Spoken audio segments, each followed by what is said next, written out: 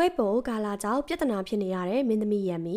ပွဲစီစဉ်သူတွေကြောင့်မင်းသားနဲ့မင်းသမီးပြိတ္တတွေကြားပြဿနာဖြစ်နေရတဲ့ထိုင်ကုန်ကိစ္စဟုတ်ပါရဲ့ရှင်မကြသေးခင်ကကျင်းပပြည်စီသွားခဲ့တဲ့ဝဲပေါ်ကာလာပွဲကြီးဟာစူညံတန်တွေအပြင်ပြဿနာတွေအကြီးကြီးပါဖန်တီးသွားခဲ့ပါတယ်ပွဲအတွင်းမှာမင်းသားမင်းသမီးတော်တော်များများရဲ့ခုံနေရအဆင်မပြေတာအပြင်စီစဉ်သူတွေကြောင့်ပွဲကင်းတဲ့အထိမဝင်မဲ့နားနေခန်းကနေပဲဆုယူခဲ့ရတဲ့သူတွေလည်းရှိခဲ့တာပါအထူးသဖြင့်မင်းသားရှောင်းကျင်းရခုံနဲ့မင်းသမီးရမီတို့ရဲ့နေရာပြဿနာအတော်လေးကိုပွဲဆူသွားခဲ့ပြီးနှစ်ဖက်ပြိသက်တွေပါစိတ်မကြည်မနှံဖြစ်ခဲ့ရတဲ့အထိဖြစ်သွားခဲ့တာပါအစပိုင်းမှာရှောင်းကျင်းရဲ့နေရာကိုဘေးရွှေ့ပြီးရမီရဲ့နေရာကိုအလဲမှာရောက်အောင်မင်းသမီးဘက်ကနေတောင်းဆိုခဲ့တယ်ဆိုပြီးပြောလာကြတာပါဒါပေမဲ့ခုံနေရာချထားတဲ့ပုံကိုကြည့်လိုက်မယ်ဆိုရင်ရမီရဲ့နေရာဟာငကိုကလေးကအလဲကျနေရဖြစ်ပြီးသူ့လိုဝါရင်မင်းသမီးတယောက်အနေနဲ့ဒီလိုမျိုးလုပ်ရက်ကိုလှုပ်เสียအကြောင်းမရှိပါဘူးတစ်ဖက်ကလည်းမင်းသားရှောင်းကျင်းရဲ့ခုံနေရာဟာပွဲစတင်တဲ့အချိန်ထိပြောင်းနေစေဖြစ်တာကြောင့်သူ့ပြိသက်တွေကလည်းသူတို့မင်းသားအတွက်စိတ်တူနေခဲ့ကြတာပါရန်မီကပဲနေရာပြောင်းဖို့တောင်းဆိုရဆိုပြီးပြောကြတာကြောင့်မင်းသမီးဘက်ကနေခုံနေရာချမှုအကြောင်းကိုပွဲစီစဉ်သူတွေကိုတရားဝင်မန်ရှင်းခေါ်ပြီးဖြေရှင်းမှုစတူဒီယိုကနေဆင်ပြောလိုက်ပါတယ်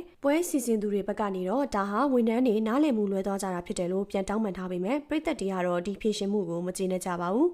လက်ရှိမှာတော့နှစ်ယောက်လုံးရဲ့ပြိသက်တွေကပွဲစီစဉ်သူတွေကိုအပြစ်တင်နေကြပါတယ်